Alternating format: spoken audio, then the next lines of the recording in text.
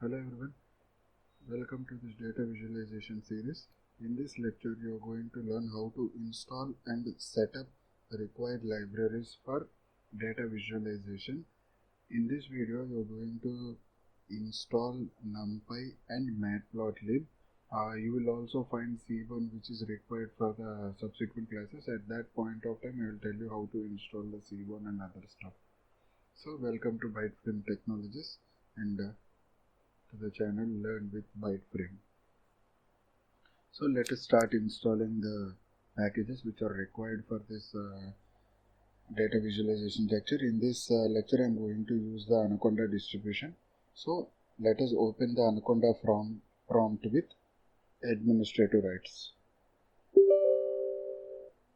So here it is, the Anaconda prompt with administrative rights. For the first we have to install numpy just to generate some random data which is required for the data visualization.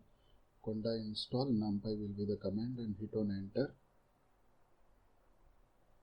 Based on your internet speed and your system speed, it's gonna take a couple of seconds to check whether it is already available, and if not available it is going to get downloaded from the internet.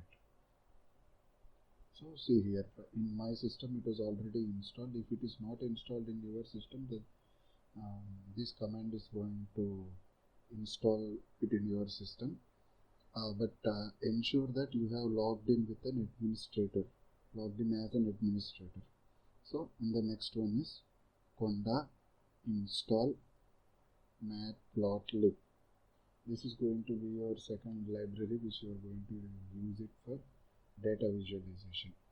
So in my system this package is also installed.